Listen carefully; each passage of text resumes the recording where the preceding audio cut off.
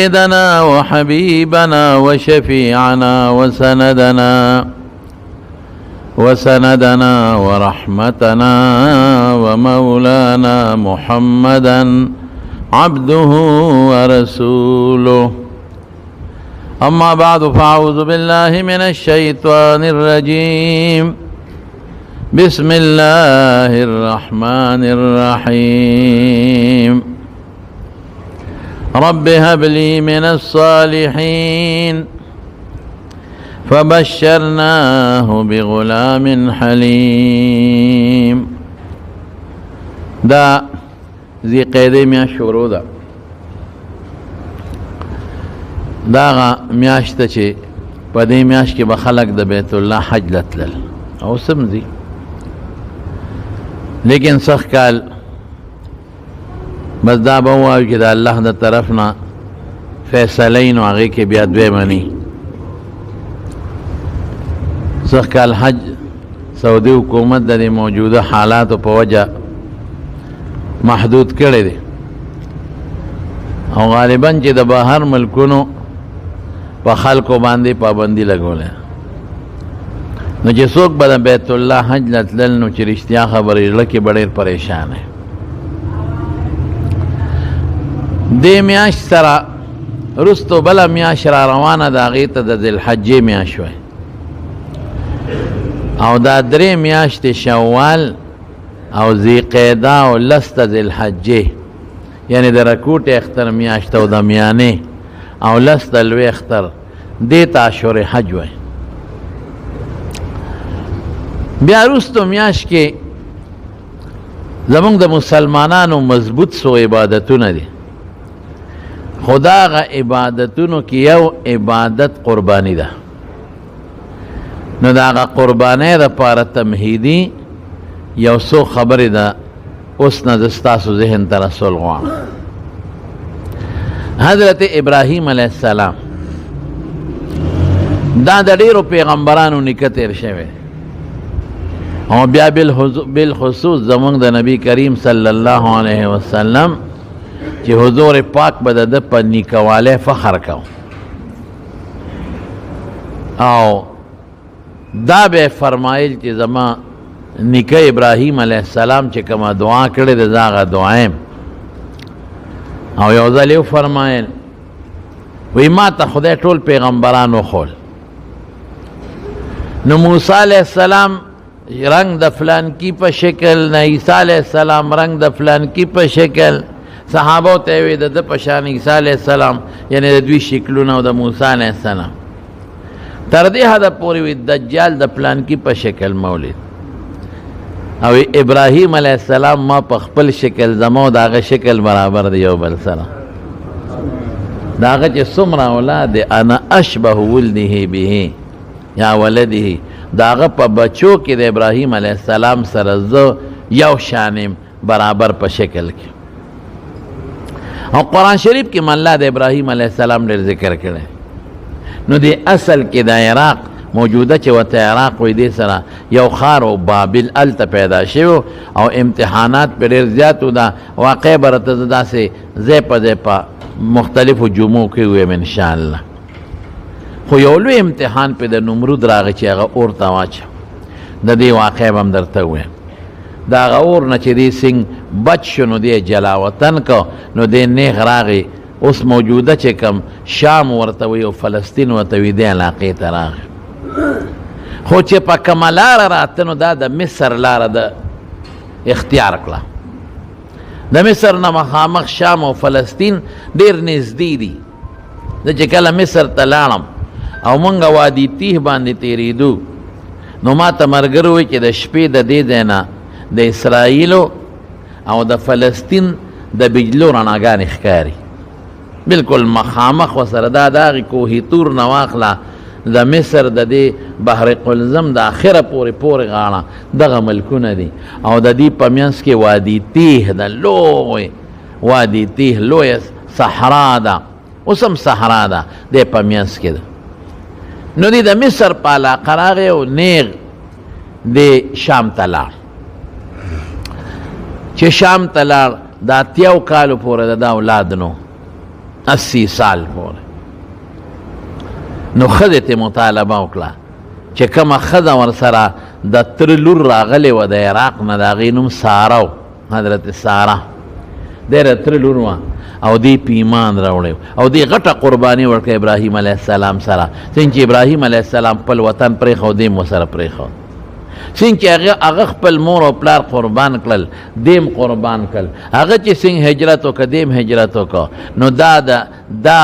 ساره یو اروارو لوط علیه السلام، دوی په ایمان راوړي. دا 2 کسان ورسره ملګري، اولاد یې نو 80 کالو پورې. نو د خدای نه به سوال کوو. نو دې ښځې ورته وی ای ابراهیمه، مونږ به تر څو پردي ماشومان ساتولو یومه، ته د خدای نه سوال وکړه چې الله پاک مونږ له اولاد راکړي. د سړي م اولاد خوښي، خو د ښځې بیا اولاد ته ډېره تمه یو ډېره مینه وي. سړی خو ځان له خپل خدمت په خپله کولی شي، که اولاد یې ونه شي زه خدمت به وکړي، مزدوري به وکړي، چې ته پردی حجره بیټک کې به خدمت به وکړي، تېر به کړي. ښځه به څه کوي؟ د ښځې دپاره اولاد یو تکیه. نو ښځې او بیا ښځه په دې م خفه کېږي که زما بچي ونه شي، نو هسې نه دا خاوند دویمه ښځه وکړي. نو ښځه بیا اولاد ته ډېره محتاج وي. نو ابراهیم علیه السلام ته وی چې د الله نه ته سوال وکړه چې خدای پاک مونږ له بچي راکړي. سره دی چې ښځه شنډه ده، وامرأتي عاقر. قرآن شریف کې الله فرمایي شنډه ده، لیکن بیا هم د الله نه سوال کوي او خاوند ته وایي چې ته سوال وکړه چې مونږ له خدای پاک بچي راکړي. نو خاوند د ابراهیم علیه السلام الله ته سوال وکړه رب هب لی من الصالحین فبشرناه بغلام حلیم. یا خدای مال بچی راکې خو نیک او پاک دامن بچی راکې، دیندار. زمارونو دین یو څو خبرې معلومیږي، صرف واقعه او قصه مې مقصد نه دی، دا دینی مسائل زده کول غواړي. یو خدا چې یو انسان دې دا نه وایي چې زه بیمار یم او زما بچی نه کېږي، یا یو ښځی ډاکټر ورته وایي نه ستا بچي به نه کېږي، یا یو هلکي او ډاکټر ورته وایي نه ستا بچي به نه کېږي. د بچو په هغې باندې ډاکټران پوهېږي، هغې هغه خپل ټسټونه مسټونه وکړي، نو ستا بچي به نه کېږي. دا بېشک ټیک ته، لیکن دا د بچو طاقت په هلک او په ښځه کې د چا په لاس کې دی؟ د الله په لاس کې. ابراهیم علیه السلام د 81 کالو دی او ښځه هم شنډه ده، قرآن وای. لیکن بیا هم ښځه ابراهیم علیه السلام ته وایي سوال وکړه د خدای نه چې مونږ له خدای بچي راکړي. هغه ورته دا ونه وایي چې زم شنډه یم او تم زم بوډه یم سپینګیرې او تم شنډه نو بچي د کم ځای نه، الله ته یې لاس اوچت کړه. نو دا خبره مونږ ته معلومیږي چې که د چا بچي نه دی د خدای نه سوال کوي، الله هغه طاقت پیدا کولی شي. دویم ته څه معلومیږي؟ ښځې په خپل هم سوال کولی شو، خو ابراهیم علیه السلام ته وایي. دې نه معلومیږي چې نیکانو خلکو ته ویلی شي، هغو پیغمبرو عالمانو نیکانو ته دا ویلی شي چې ماله د بچو د خدای په دربار کې سوال وکړه. ډېر خلک یي چې ته وایي ماله د بچو سوال، وایي ځان له کوه که نه، هلکه کبر مه کوه. د غایب مسلمان دعا الله قبلی. ګورئ خپل دعا هم خدای قبلی، خو د غایب مسلمان زما یو دوست مثلا او زه هغه له غایبانه دعا کوم، دې کې اخلاص ډېري، مخامخ کې ریاکاري وي، دې کې اخلاصي. او حضور پاک فرمایي یو څو دعاګانې خدای قبلی، یو د غایب مسلمان د غایب دپاره. نو چې څوک د نس دعا وغواړي دا مه وایه چې زه د دعا قابل نه یم، چې کلمه وایه د دعا قابل، چې په ژبه درود شریف وی ته د دعا قابلې، چې صورت فاتحه وی په منځ کې ته د دعا قابلې. نو دعا باندې با دا نه وی چې دا د مولا صاحب دا دا دا پیر صاحب دا دا پلانکي نه، هر انسان د بل دپاره دعا کوي، دعا خدای پاک قبلې. نو ګوره دا معلومه شوه چې شنډ انسان هم دعا کولی شي د بچو. دویم څه معلومه شوه؟ نیک سړي نه دعا وغواړه. درېمه څه معلومه شوه؟ ابراهیم علیه السلام فوراً د ښځې دپاره د زړه د خاطره دعا وکړه رب هب لی من الصالحین. او بیا څه وایي؟ خدایا بچې به راکې، خو ګورې نیک بچې به راکې. سوال به دا کوې، دا نه چې خدای ماله زامن راکې، خدای ماله ډېر زامن راکې. زامن چې غواړې نیکان غواړه، دینداره غواړه. بدعمله زوی لوپر به څه کې؟ د لوپر نه هغه نه زوی ښه دی، بیا وروسته بیا وایي چې ته نه وې پیدا نو ښه به وه. نو پر نه هغه بچی خوان کوي چې هغه ذکر کوي، هغه بچی خوان کوي چې منس کوي، هغه بچی خوان کوي چې تا ته لپې لپې دواګانې کوي، هغه بچی خوان کوي ذاکري ذکر کوي او درود شریف وایي. نو رب هب لی من الصالحین. دې کې یو ډېره طالبان پې پوهېږي، هغه خبره درته نه کوم، خو خدای ما ته وبخه د خپل طرف نه بخشش وکړه، خو د چا نه چې داسې لیکي چې هغه صالحي، صالحین جمع چې صالح هلک راله خدای پاک راکړي. نو فبشرناه بغلام حلیم. الله والا زیری ورکړه، وی هوښیار بچی به تا ته میلاوي. قمقل نه، حلیم هوښیار سړی چې هوښیاري دی خدای پېژني، چې هوښیاري دی پیغمبر پیژني، چې هوښیاري دی د خدای قدرتونه پیژني، دی د عقل نه. ګوره چې څومره بجلی رڼا زیاته وي نو تا ته به لاره زیاته روښانه، نو د هوښیار سړي دماغ او ذهن دی کې رڼا زیاته وي، دته د شریعت او د دنیا د دواړو لاره انسان وي. من الله ولا زیری ورکړي، بچی به درته خدای پاک درکوي. د خدای عجیبه شان دی، د انسان عقل هغې کې کار نه کوي. یو خو یې دا ساره بیبي وه چې بچو ته پریشانه ده، یو په لاره د مصر بادشاه ول خپله لور ورکړې وه بیبي هاجره، دواړه یو ځای وي. نو خدای پاک داسې وکړل چې لومبی هغه بیبي هاجرې له د بچي انتظامات شروع کړل، چې کومه دا دویمه کشره بیبي چې تاسو ورته وایئ، هغې له خدای پاک لاول د اولاد سیسټم شروع کړ. نو د خدای شان دی د دې بنو یو بل سره خامخا په زړه کې یو شی وي، بنې دا مصیبت شته پکې، او دا د هر وطن خپل یو رواج وي، او دا د مخکې نه را روانه خبره ده. په دې عربی کې د بنې یو نوم ذره دی، په دوات سره ذره، د طالبانو ته هم ذره د ضرر نه ماخوذ دی. دا ولې ذره ورته وایي؟ دا ځکه وایي چې دوی یو بل ته ضرر رسوي، دا د مخکې نه، دا قانون دی. زه یو ځل سعودي ته تللی وم، نو ما هلته کفیل دی او ډېر ښه سړی دی او دوستان مې دي، نو هغه راته روټۍ کړی. نو هغه روټۍ کې ناستو، ناکفیل ما نه تپوس وکړه، هغه سره تربورانونه هم ناستو، وایي ستا څو ښځې دي؟ مې یوه. هغه داسې حیران شو، واحده یوه؟ نو مې ولې شل څه؟ بیا وایي واحد داسې لکه یوه څه حیران شو. وایي خدای پاکه نه وایي د یوې ښځې خاوند خو کونډې وایي، یا خدای دې د بلا سره څه کې اوسه. وی زما سلور دی، دا بل د ده درې دی، د ده سلوره ټول چې ناستو. مالکه مې بس تاسو بل کار جوړ نشته، بس ښځې دي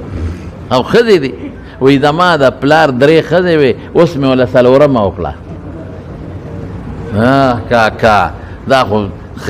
قصه تاسو بدله ده. وی دا ولې؟ نو مې دا ځکه چې زمونږ په وطن کې ښځه د پاسه بله ښځه نه زغمي، نیکان هم پکې شته، شکر الحمدلله. داسې خلک هم شته چې دوه ښځې وي، درې وي او ژوند یې ښې خشتۍ مزېدارې ښکلې، دواړه یو بل سره اتفاق، ټول یو شان نه. او ما نه چې څوک تپوس وکړي، وایي دویمه ښځه کوم، وایم شپه به دې پاندرم پایئ، اوس خوښه دې خپله ده، شپه به دې پاندرم پایئ، نه به بره خطی شي او نه به لاندې کوزېدی شي. اوس خوښه دې ده کې او که نه کې؟ یاره وایي سم راته وایي، مې سم مې درته ووایي که شپه به دې پاندرم پایئ، ځان ته ګوره او سوچ کوه.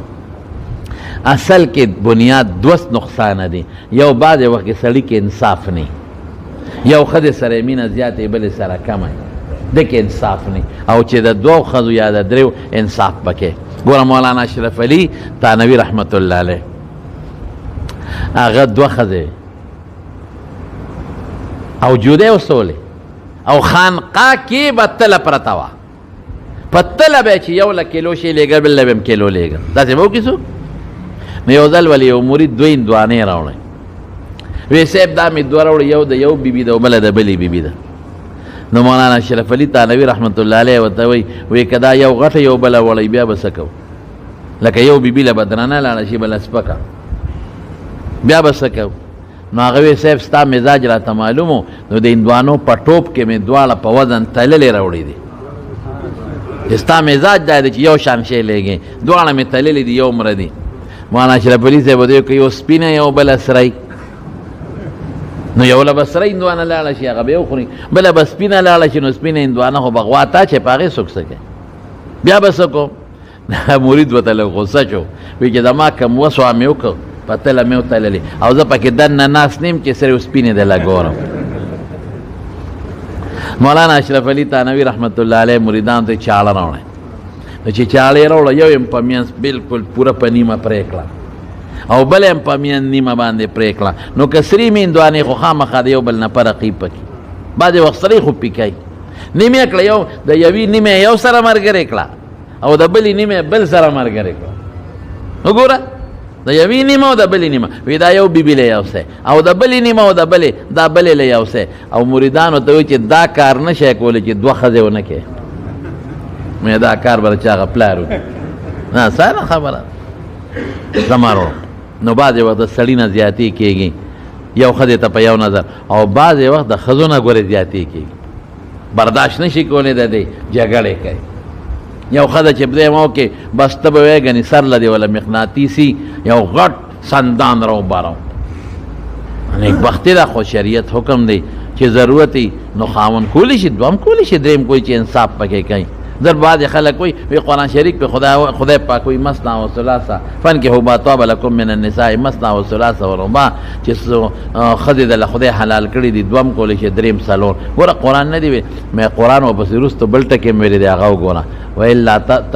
څنګه دی تعدلو فواحدة که انصاف نشي کولی بیا به یوه کې ګوره. او دا موره د شریعت مسله درته وایم چې د کم خاوند دوه ښځې وي او یو طرف ته ښځې سره مینه کوي او بل سره انصاف نه کوي د قیامت په ورځ به دا نیم طرف فالج زدی فالج به وادي. نو ښځه او ښځه به هم ظلم نه کوي چې بله سړي دوه ښځې وي نو دی په مخ اغېشتي دا خاوند که هغه غریب یې بل نه ورځي ته ولې ورلې د هغې هم حق دی که بلې له ورځي ته ولې هغې له ورلې دا خو د دواړو حق دی. نو څه وایي جرنده لم څه جرنده روان او څه دانې لم دی څه د سړي نقصان او څه د ښځو نقصان. خو بهر کې زما وروڼو د دوو ښځو د دریو ښځو چې وي نو یو بل سره مسلې وي خامخا. نو د ابراهیم علیه السلام بیبیانې دي ګورې حضرت ساره څومره قیمتي ښځه او بیبي هاجر لیکن یو بل سره لکې هغه رنجش پروت. اوس چې بیبي هاجرې له خدای د بچي انتظام ورکو دی مشری بی ته پته ولګېده نو خفګان نورم زیات شو. ورسه خفګان نور چې ښه دواګانې مو غوښتې او بچې د هغې به کېږي نو رو رو رو رو خو بیبي هاجره بار وتې وه د کور نه نو یو فرشته ورسره میلاو شو. نا فرشتې ورته وی تاله به خدای پاک بچې درکوي زوی به دله خدای درکوي زوی فرشته ورته د انسان په شکل کې وی او بیا ورته څه وایي وی زوی باید خدای درکوي خو فکر مه کوه انتظام به الله کوي فکرمنده کېږه مه انتظام به الله کوي. اوس د الله فیصلې جدی او د انسان فیصلې جدی. د خدای پاک فیصلو ته د انسان عقل نه رسي. بچی پیدا شو نوم یې وله کېښو اسماعیل. مفسرین یې څه دوه درې معنی کوي خو مشهوره داسې ده چې دا عبراني لفظ دی اسماعیل او څوک وایي نه اسمع عربي دی او ایل عبراني دی. ایل په عبرانۍ کې الله ته وایي جبریل میکائیل دا ایل الله ته وایي او اسمع دا عربي دی. نو چې ده به سوال کو د الله نه نو وی به اسمع واوره زما دا دعا قبوله که ایل یا الله یا الله زما دعا قبوله که. نو بعضې مفسرینو لیکلی دي چې هم اقه ټکې اسمع او ایل د هغې نه اسماعیل جوړ کو هغه نوم یې ورته کېښ.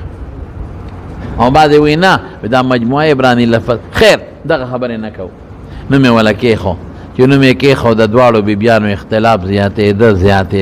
زیاتېده. حضرت سارې وی بس نورې نه کېږي دا معنی بیا لکه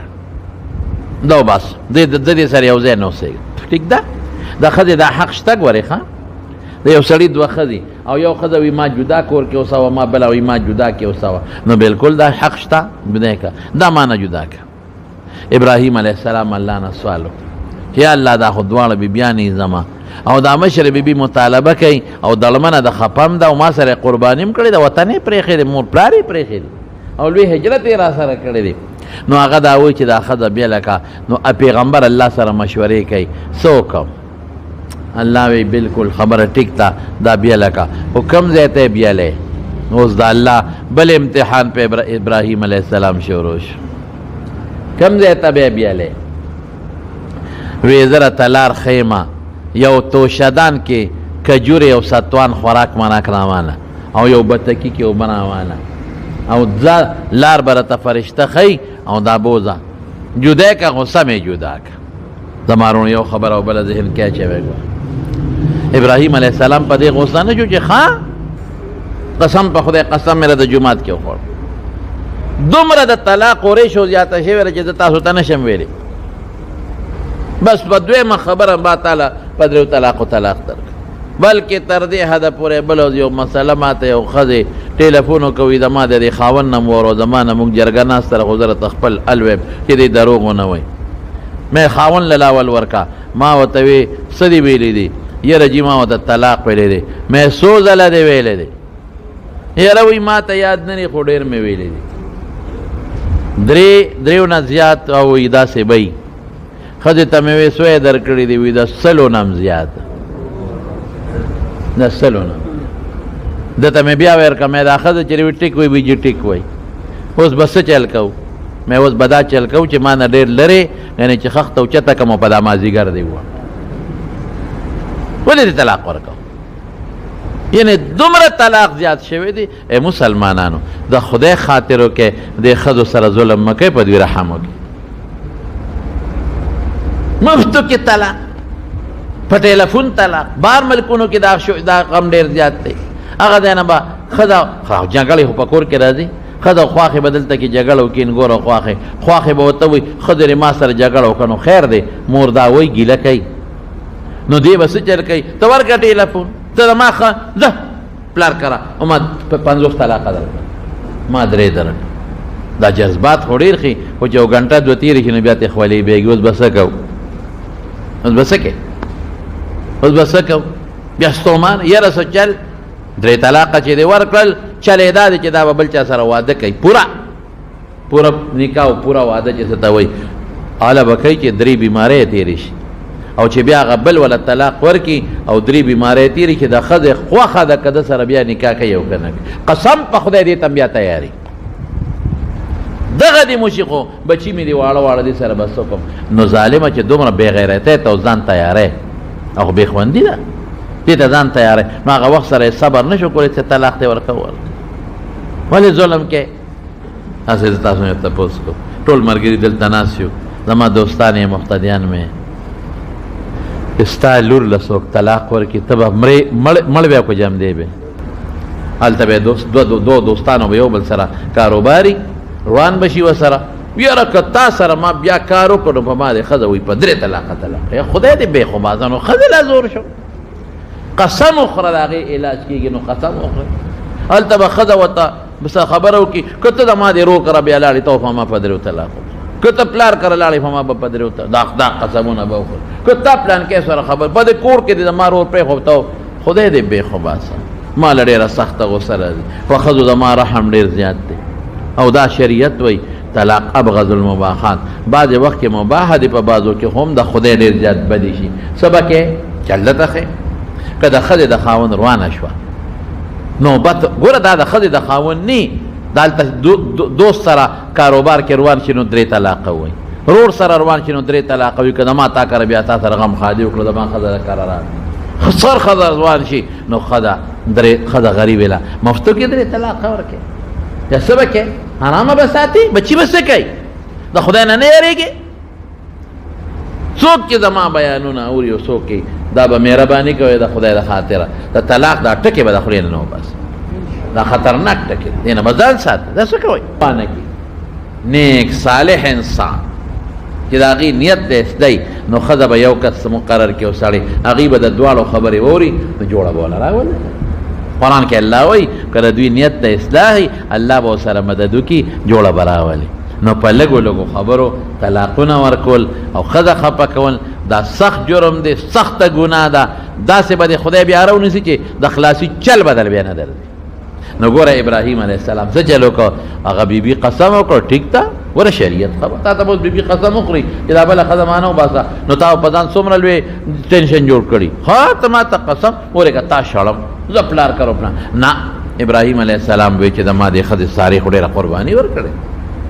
او بس ټیک د حق دا دی چې ښځه به یو ځای اوسئ بله ښځه او بل ځای اوسئ الله څوکم الله یې را روانه که دا کشره بیبي دی ځان سره یې خوراک هم راواغېشت او ځان سره یې په لوښي کې اوبه هم راواغېشتې او دا کشره بیبي سره د هغه ماشوم بچي اسماعیل چې کوم دی خوري دې وخت کې لا خبرې هم نشي کولی دا ورسره نو د هغه شام او د فلسطین د علاقې نه را روان شو چې را روان شو د هغې علاقې نه نو بس جبریل علیه السلام یا بله فرشته ورته لاره ښی او دوی را روان دي دوی راځي او کوم ځای ته راورسېدل موجوده چې کوم ځای بیت الله شریف دی څونه مزل دی د شام نه بیت الله ته او مکې مکرمې ته ډېر لوی مزل دی او دا په ابراهیم علیه السلام ډېر لوی امتحان دی لږ نه ډېر لوی امتحان دی دلته یې راوستل چې راوستل دلته څو دلته کلی نو دلته کورونه نو دلته انسان نو دلته اوبه نه وې یو زوړ کور دی قربان شوی دی صرف بنیادونه ښکاري بیت الله هم نشته او یو اونه د شاړه ځنګلي اونه د هغې سوری دی الله ورته وایي دقه ځای کې دا ښځه هم کښېنه او دا ماشوم بچی هم ورسره کښېنه خدایا پروردګاره دا به څه کېږي ابراهیم علیه السلام لأواه حلیم بل ځای قرآن شریف فرمایي ډېر هوښیارم او صابرم او الله ته به یې جړه هم ډېره کوله جړه والا جړه والا چې ښځه یې هلته کېنوله هغه کجورې یا ستوان چې کم ګوتی کي هغه یې ورته کېښوه او چې کم معمولي بتکي کې اوبه یې هغه ورته کېښوه او یې ښځې دا کېدی ماشوم بچی دی تېرودونکي چې کم په بوډاوالي وله خدای پاک ورکړی دی او پیغله جینۍ ښځه بس الله حکم دی پرېږده ابراهیم علیه السلام ته روان شو چې روان شو دا ښځه ورپسې شو ای سړیه ته چېرته ځې موږ دې چا ته پرېښود دلته خو هېڅ نشته انسان نشته کور نشته وطن نشته کلی نشته په میلونو نشته الی من تکلون چاته هم سپارئ دلته څوک دی اوس ابراهیم علیه السلام هوښیار دی په دې پوه دی چې دا اوبه به 2 ورځې پس ختم شي په دې هم پوه دی چې دا خوراک به 2 ورځې پس ختم شي په دې هم پوه دی چې شرمخ دلته راتلی شي زمرې راتلی شي دا به څه کو لیکن دا الله حکم دی بس او تاسو دین هم دا اندازه ولګوئ چې د پیغمبر په خدای یقین څونه چې الله ورته ووایي نو دا نه وایي چې یا خدای دلته به څه کومه مونږ خو چې چاته وایو دا دلته به څه کېږي الله څه به کوم الله ښځه به څه کوي الله بچې به څه کوي الله شرمخ پې راشي الله شپه پې راشي تیاره به وي 2 په 2 ښځه خاوند دا به څه کېږي جنت پیریان هم شته الله باران چې شي دا به څه کوي الله دا خوراک اوبه خلاصې شي دا به څه کوي نه بس الله وی دلته بوځه بس ټیک شو جي مسلمان دی ته وایي چې د الله حکم ته سر تسلیم خم باس د الله حکم ته به دې تابعدار دیو پکې 2 او 3 به نه کوي الله وی 5 منځونه کوه دا به نه وایي چې دا اول او دا اول په ټیک شو کوم الله وی د سار 2 کوه ټیک شو دا ماښام 3 کوه ټیک شو هلکه دا سار 2 د ماښام 3 دا څنګه چل دی او دا ولې او دا ولې د عشق په کتاب کې او د الله په تابعدارۍ کې به ولې نی چې حکم راغی منې به بس ښځه ورپسې ځي ای سړیه چاته هم دې وسپارلو چاته هم پرېږدې ای سړیه دلته به څه کوو قرآن وایي وادن غیر ذی زرع داسې علاقه ده چې فصل پکې نشته لق دق بیابان دې غریب نه ښځې ته کتې شي نه ته بچي ته کتې شي که زه ښځې ته ګورم او بچي ته ګورم خو ماله جړه راځي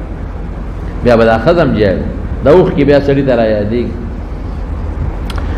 دې ته روان دی ابراهیم علیه السلام او ښځه ورپسې اخر کې د مروه ته ورسېد لمن نه کلک ونیو یا سړیه تا ته ویم خبره اورې چا ته دې مونږ پرېښودو چا ته هم پرېږدې دا بچي سره به څه کوم دا خوراک چې خلاص زه به څه کوم دا میدان کې دلته به زه څه کوم دا تا زه چا ته سپارلم او چا ته مې پرېږدې ابراهیم علیه السلام غږ نه کوي اخره کې ښځه ور پوه شوه وی الله امرک بهذا وی دا راته الله ویلي دي هغه ته پته و چې ښځې ته چې بغیر د الله د حکم نه خدای دویمه نه کوي دا راته الله ویلي دي. ابراهیم علیه السلام دا سر داسې وړه چې سر یې وړقو نو بیبي هاجرې هغې لمن پرېښوده او څه وایي بس چې الله ویلي دي نو الله به موږ نه ضایع کوي، الله به زموږ حفاظت کوي او الله به زموږ مدد کوي. زه په مخه دی ښه دا راله واپس بچي له او ابراهیم علیه السلام لاړ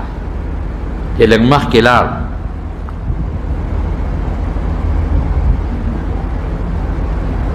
لږ مخکې چې بچی او ښځه دې پناه شو نو یو غونډۍ ته وخت ډېر ګران کار دی زما وروڼو سم کار نه ډېر سخت ازمایش دی نو یو غونډۍ ته وخت الله خو ورته ویلو چې دلته زما کور دی هغه به جوړېږي نو الله پاک ته لاس اوچت کړ طالبانو ته چې دې وخت کې به د ابراهیم علیه السلام په زړه څه تېرېدل ظاهري اسبابو باندې خامخا د دنیا هغه اسباب وي د انسان توجه راکاږي څه وایي تا راته وایي چې دلته به کور دی د الله ستا ما کور دی هغې سره مې پرېښوده ربنا لیقیموا الصلاة دا ګوره عجیبه سوال کوي ای زما ربه ګوره لومبې دا نه وایي چې خدای لوی کوي دا نه وایي چې الله ته حفاظت وکړي دا نه وایي چې ته الله د دې مدد وکړي نه نه نه نه نه بس چې الله ویلي دي راوله خدا بار سره الله کوي څه وایي لیقیم الصلاة الله داسې جون ورکا چې د ده عاقبت د مونځ چې دی مونځ وکړي مونځ چې بنده کوي نو هله کوي چې بنده په مانځه پوه شي که لوی شي بالغ شي نو دا پکې ټول میانځ کې راغلل ربنا لیقیم الصلاة او بیا څه وایي فجعل افئدة من الناس تهوی الیهم یا الله دته دیتا خلق د خلق وړونه مایل کې چې دلته راځي فجعل افئدة من الناس نبی علیہ السلام فرمایي چې من الناس وي بعض خلق یو حصه د خلقو که دا منې نه ویلې نو بیا به په دنیا کې یو قسم نو پاتې هر سړی به بیت الله لته من لفظ راغی نو هر څوک به نه ځي بعضې به ځي تهوی الیهم خدایه څوک وله راون چې څوک راشي چې دوی سره اوسېږي دی به یوازې څه کوي او بیا څه وایي وارزقهم من الثمرات لعلهم یشکرون الله میوې والا ورکه غنم جوار نه بني اسرائیلو چې کوم جوار موار او لوبیا او چڼې مڼې غوښتې نه ورزقهم من الثمرات خدای میوې والا ورکي ولعلهم یشکرون د شکریې طاقت هم ورکي چې دې میوه اخوري چې ستا شکر هم ادا کړي یاره الله دعا قبول کړه د ابراهیم علیه السلام زه به درته اوس ووایم یو قوم د جرهم خدای راوست او دعا داسې خدای قبول کړه چې نن په مکه مکرمه کې داسې میوه چې په مخ د ځمکې نه به په مکه مکرمه کې موجوده داسې میوه او په هر موسم کې پکې موجوده داسې میوه داسې موسم باندې چې په هغې کې دعاګانې څه زر قبلیږي او څه قبول شي خو وروسته خدای پاک راښکاره کړي یو زمانه کې ما یو سړي ته وی ما ته وی دلته کې څه داسې شی دی چې په مکه کې نشته هلکه مې وږې پکې نشته هغه زمانه کې ما پکې وږې نه ولید وی په وږې پکې نشته مې او وی راځه نو یو مارکیټ ته بوتلم او یو هوټل ته کېنولم او په ګوتی کې راله دا وایي زمونږ پوخ کو دانې ته وباسي که نه دغسې پخې دانې راله راوړي وی وږې بالې او بیا به په کټوۍ کې اچي او یا شی به او پخې به او دانې تیارې دانې واله خدای پاک یو شوه دویم یو زمانه کې ما وی ګنې پکې نشته دا مخکې نو حاجي صاحب طلا محمد حاجي صاحب ناست ته پته یو اتنه کاله شو ځای په ځای اوس د ګنو د رس د جوس د ګنو د شربتونه دا پکې وتېري د مصر نه ګنې راځي یو هوټل کې راله چا ډوډۍ وکړه روټۍ له بوتلم کېنولم غټ هوټل و چې هغې ومې کتل په هغه هوټل کې ظاهره زمونږ دا جومات دا حال نه دی یره د دې په داسې په اوږدوالي باندې په نیمه د دې برجو عمره او په پلنوالي او په اوږدوالي دې نه زیاتو دا ټول میزونه لګېدلي او قسم قسم خوراکونه پراته دي. ما ته دا ټیبل دی په دې به کښېنې او دې کې ځان له خوښ کا چې دا چکر مې ولګو نو غوښه هم پکې په مختلفو قسمونه ده، خواږه هم دي پکې او سبزیان هم دي، وروجې او کبان. ما وې دا خو ځان له په دې باندې په دې خواښولو 2 ورځې لګي، دې کې د سر خوښ کا وی ته پکې ګرده څوک بچا به یو شی راغېشته ده پکې لارې وي چا بل شي خدای پاکه دا خو داسې دی کې څه خوښ کم یو شي زما په خیال هغه یو ته فش لیکلي و کبان هغه په 8 قسمو پخ شوي و. یاره بس دلاله مو په هغه دغه باندې کېناستم په هغه میز باندې وی ته نه خورې؟ ما یې ولې نه خورم خو زه څه راوالم؟ وی څه پکې ځان له خوښ که که نه مې داسې وکړه چې هغه شی پکې ماله راوړه چې هغه ناشنا غوندې شوي بس نورې خبرې پرېږده یعنې مې دې په کتو موړ شو وی ناشنا دله راوړم یو هغه لاړ هغه هلک ته څه غوږ کې ووایي هغه ورته ځای وخو ما ته وي خلاصه ناشنا راوړم مې زه نه پاسم دلته راله راوړم ما سره 2-3 کسانو مردان د یو ځای بل ځای دوستان وو 4 کسانو نو ما ته یې کېښود دغه غوښه وي دا مې له داسې ناشنا شی راوړه چې تا به غالبا نه یې خوړې مې څه وي دا د اوسۍ غوښه ده مې لکه نوره پکې شته ما ته یې غونډ ټیبل د اوسۍ د غوښې ډک دی او دا 2-3 قسمه پخ کړې ده. ما وی ګوره ابراهیم علیه السلام چې کومه دوا کړې ده که نه هغه میوه یادول میوه یې ورکړه خو میوه اله هغه ته مې وی میوه د خوراک نه پس میلاویږي. عموما چې سړی میوه خوري نو مخکې فروټ خلک وروسته خوري مخکې روټۍ خوري د هغې نه پس خلک فروټ خوري که نه نو مې دا ډوډۍ او دا خوراکونه پکې منځ کې رالل لکه یو سړی شملې یادوي چې خدای ما له پی راکړې شملې نو میخه پکې خود به خود راله ما له شملې نو کوچ پکې رالل لکه شملې خو هله جوړېږي چې کوچ او سوچه غوړي پکې راشي نو ابراهیم علیه السلام څونه هوښیار و خدای میوې بیبي سره ماشوم بچی د اسماعیل علیه السلام دا پی ورکوي اوبه هم څکي اوبه هم خلاصه شو خوراک هم ختم شو چې دا دواړه ختم شو ماشوم ته په سینه کې پی ختم شو اوس امتحان شروع شو د بیبي هاجرې امتحان شروع شو چې پی ماشوم ته ختم شو ماشوم په ژړا شو جالي خوراک شته نه چې ماشوم له ورکړي فیډرې میډرې خو نشته بازاري پیم نشته بازار نشته انسان نشته سینه کې پی وچتي دم تګي د خوراک نشته بچي ته هم نشته بچي په ژړا شو د ماشوم بچي جړا چېرته څو زغملی شي ماشوم یې په ځمکه واچو او لاړه پاسې د مخامخ یو رکوټې غونډی وم صفا غونډی دا طواف ته شروع کېږي هلته لاړه په دې خیال چې زه دې ته خېجمه که چېرته څوک انسان په لاره تېرېږي او په نظر راغی نور څه نیست څه اوبه مه بوختې وغواړه اوبه هم نشته چې هلته څنګه وخته او یو خوا بل خوا وکتل نو یې څه هم نشته ښکاره نه شو نو روانه شوه مخامخ بله غونډۍ ده مروا ورته دا خو اوس تاسو ته غونډۍ نه ښکاري ځکه د غزې حکومت ډک کړی دی او څه غرم رجېږي دا اوچته وه نو دې منځ کې لږ ځای و هغې کې خوړ وه نو چې دا به تله نو په شا به خپل بچي ته کتل ښکارېده به او هغه خوړ کې به ورته بچی نه ښکارېده نه کې به منډه ووهله نو اوس هم چې کوم ځای کې هغې منډه والې د هلته شنه راډونه لګېدلي دي نو چې څوک د صفا مروه په منځ کې سعی کوي نو هغه ځای کې منډه وایي د بیبي هاجرې او ادا وه او رب العالمین ته خوښه شوې نو مروه ته لاړه 2 فرلانګه مزل دی د صفا نه تر مروه پورې پوخ میل 2 فرلانګ نو چې مروه ته لاړه او هلته څنګه وختله یو خوا بل خوا وکتل بیا څوک نشته نو بیا راله صفا ته نو بیا لاړه مروه ته نو 9 چکر یې ولګولی 9 نو په آخري چکر چې مروه ته څنګه ورسېدله نو یو اواز یې واورېد نو چې اواز یې واورېده نو بیبي هاجره ورته وایي ای د الله بنده څوک یې ای د خدای بنده څوک یې چې زما فریاد اورېدو والا څوک نشته اواز د کوم ځای نه راځي بچې مې وږی دی تږی دی که ما سره مدد کولی شي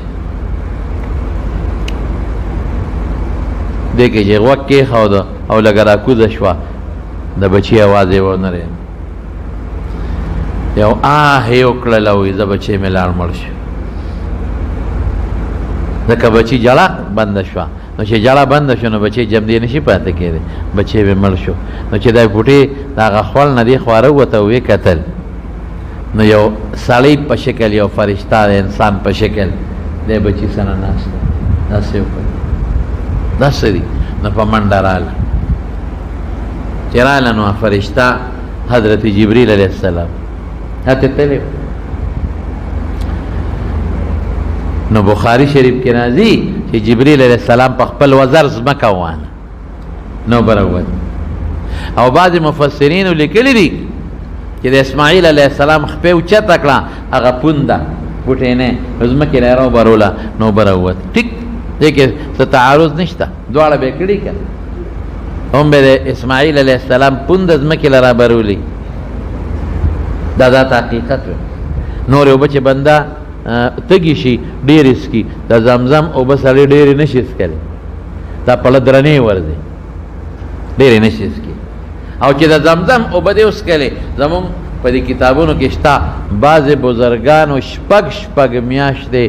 صرف او صرف د زمزم په اوبو ګزاره کړې ده او خوراک او ډوډۍ او ترکاري نه ده خوړلې دې کې الله پروټین او ویټامنز او چې څه وي په دې د فرانس یو ډاکټر تحقیق کړی دی هغه د دې په خپلو لیبارټو ټیسټ کړی دی هغه وایي که یو انسان ټول عمر هم صرف د زمزم اوبه څکي د ده په وجود کې به هغه طاقتونه ختم نه شي چې د انسان د وجود دپاره الله پیدا کړی دي هغه وله خدای پوره کوي بیبي حاجره چې لاله صبح ګوري ورځویم قلار شوی دی لږه مطمئنه شوه اوبه رالي او مشکې خولې کې وله وکړه چې د اوبه رانه ختمې نه شي اوبه رالي خو چې لپه رالي نورې ورپسې راځي چې لپه رالي لاندې نه نورې راځي چې لپه رالي نورې راځي نو دې ورته زر بندې واچوله او غاړې ورته جوړې کړې او زم زم زم زم عبرانی لفظ دی بند شه نبی کریم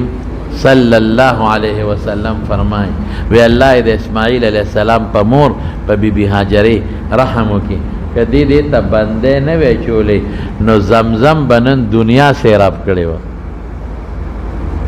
او واقعي اوس یې موږ دنیا سیراب کړې ده زمزم اوبه په ریاض کې د تلیم په جوماتونو کې ما راجحي مسجد ورته وي د زمزم اوبه پرتې په جده کې قسم دی ما په بعضې جوماتونو کې زمزم اوبه لیدلې مدینه منوره مسجد نبوي ته ډک دی او هلته څونه خلک څکي په دې حج او په عمرو کې په لکونه خلک دا اوبه څکي په لکونو په زرګونو هم نه او نه ختمېږي او دا ټول دې ځان سره راوړي اوس خو یو بوتلګي ورکړي زه ورته بوتل وایم 15 لیټره څه شی دی بوتل او پخوا قسم دی ما ته یاد دی ما به 6 لیټره ټپکه راوړه غټه لس لیټر او 6 لیټره به پخوا خلکو یو 2 درې اوس هم خلک راوړي په دې سامان کې دننه دا بوتلې ډکې کې راوړي هر ملک ته او دا حضرت عائشې صدیقې رضی الله تعالی عنها چې کله واپس له مکې مکرمې نه نو ځان سره د زمزم اوبه مدینې منورې ته وړلې او نبی کریم صلی الله علیه وسلم فرمای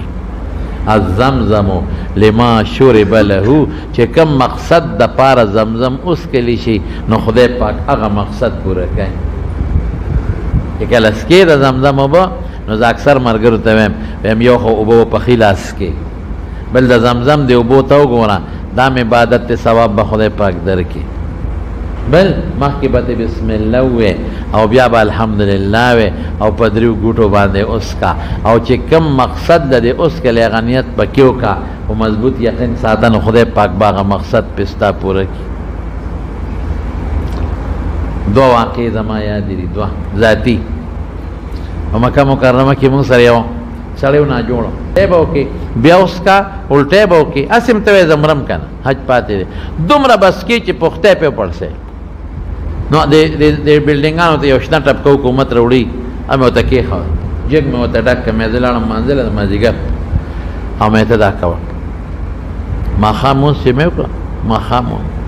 چې داسې مې وکتل زمونږ یو ځای به هلته کې ماښام مانځه نه پس دا سړی را سره نه حرم کې ناست لاس مې لکه ولې وایي بس زه خو خدای ښه کړم مې څنګه ښه شو وایي تا راته ویلي وه زمزم هغه اوبه مې وڅکلې خوله مې ډېرې درنې ورلې چې ورلې الټی مې وکړې او په دې الټو کې رانه داسې زیړ او دا شنه څیزونه وغورځېدل وی بس بیا مې ځان ته ګیلا جګ ډک کړ، بیا مې وڅښلې، ښه مضبوطې دی پښتو مې ځان پې ډک کړې. وی بیا الټۍ راغلې، بیا مې وکړې. وی په درېیم ځل مې چې بیا څښم، وی بیا مې ښه ډېرې وڅښلې او ښه دونه مې وڅښلې چې نورې راکې نه راتلې. بس هغې سره خوله شوم او پرېوتم، وده شوم. وی چې وده شوم راپاڅېدم، وجود مې سپک و، تبه مې نه وه. غسلخانې ته ننوتم، ام لمبل جامې مې بدلې دلته راغلم. نه پس تبه رانه دا یوه. دویم حواله هم در کوم، زما دوست ډاکټر بخبلان صاحب د مرده ګوره دا چې کوم انسان ته سلسل البول لګي او بول تی دي، نو هغه باندې ډاکټر اوبه بندې کړي، ولې چې اوبو سره نور بول دي که نو هغې غریب نه متیازې بیا دی. نو ډاکټر صاحب ما ته ویل که زمزم علاج ولګو. وی زمزم ومې هغې سره خو به ډاکټر صاحب دنه متیازې ډېرې بیا. وی ته صبر وکړه زمزم، قسم په الله دا قسمیه مې درته وایي، دا هغه زمزم په اوبو باندې چې هغې پې وڅکلې خدای سړی ټیک کړ. یا ورته متیازې بیا دی یا ټیک ټاک. وګوره یاد وساتئ، یقین او عقیده لږه مضبوطه ساتي، دا به غواړي. نو هغه د زمزم اوبه زیاتېدې مشکیدې ته ډکه کړه. بهر کیف ښځه بی بی هاجره و اسماعیل علیه السلام. زه بس په دې به اکتفا کوم، و ختم شو. دا باقي واقع به راته سره د مسایلو دی کې مې یو څو مسایل پاتې شو، انشاءالله په آینده جمعه کې درته بیان کوم انشاءالله. دا زمونږ د دې محلې نثار کاکا زمونږ د جمعې مستقل مقتدي، دا د دوکان مو پخوانه زه لا ماشوم وم چې د هغه دلته کې دوکان مونږ به ترې وراوړه، او ډېر ښه سړی و، ډېر نیک انسان و. هغه وفات شوی دی، الله دې مغفرت نصیب کړي. د جمعې مقتدي دی، خدای دې وبخي، الله یې د آخرت خوشحالۍ نصیب کړي، وارثانو الله صبر ورکړي. عصمت علي او د حضرت علي مور د دې میرودو د کندې وفات شوی وه، ابل دې مونږ جنازه م کړې ده، ډېره نیکه ښځه وه، خدای پاک دې وبخي او الله یې د آخرت خوشحالۍ نصیب کړي. د جوګې امان الله خان وفات شوی دی. ټول سامان کو سامان خو ستا وس ته جهیز دی، که دې والا کولی شي وکړه او که نه شي کولی مه کوه. د خاوند کور نه ولې پیسې غواړې؟ مهر جدا شی دی، مهر پې حق دی، هغه مهر ته یې اخیستی چې خو هغه هم د جینۍ د پلار بني ابه د جینۍ وي. انګور چې سخر له زور کوي ګناه نه دی کوي. شریعت مسله په خپل ځای ده، کولی شي د شریعت پترو باندې انګور سخر له شریعت پترو زور کولی شي، خو زه د حالاتو په تناظر کې هم چې بالکل ونه کي. نو به دې خبره پوهېږې، بس نور قصې را باندې مه کوه، نه دی کوي. کور د ماشوم د پیدایش ورځې شپې دي، د کس د مسلو د بچ کېدو دپاره راته څه ذکر یا وظیفه وښایه چې ماشوم الله پاک صالح پی امداد چې ما نن کمایت وې رب هب لی من الصالحین، رب هب لی من الصالحین، دا وایه ماشوم به خدای روغ او صحتمند پیدا کړي انشاءالله. دی وایي چې جومات وقف دی 10 کالو نه، امام پسې خلک 2 ګروپه دي، نیم خلک د امام خلاف دي، نیم یې خوښوي. آیا دی جمعات کې جمع منځ کولی شي که نه؟ او جمع خو به کې ور یاد وساتئ. که چېرته نقصان د امامي، امام فاسق دی یا امام په قرات سم نشي ویلی یا په مسلو نه دی خبردار، دین نه دی خبر، نو بیا خو ښه دا ده چې د امام په خپله د جومات پرېږدي چې قوم بل امام راولي، خیر او خلاص. او که امام ښکلی قاري دی، عالم دی او خلکو ته نصیحت کوي د دین، نو بعضې وخت نصیحت په بعضې خلکو بد لګي، د بعضې خلک ورسره مخالف شوي دي، نو دا بیا دا خلک ګناهګار دی. بیا د قوم له پکار چې یو جرګه وکړي او ټول متفق کړي، یا د بار نه ولا څوک راولي ټول متفق کړي، بې ضرورت او بې ځایه امام د جومات نه وښکلو ځان له منځونه کول، دا سخت جرم او ګناه ده. امام دپاره تاسو د ده دستور وښیم. نبی علیه السلام فرمایي په ټولو کې د امامتۍ زیات حقدار هغه دی چې علم یې زیات دی.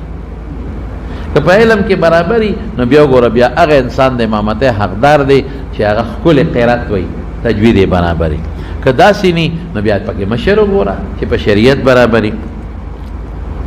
دا هماغه یو خبره ته بار بار کې جومات کې د تصادم خطره ده، ولې د هندوستان دی څه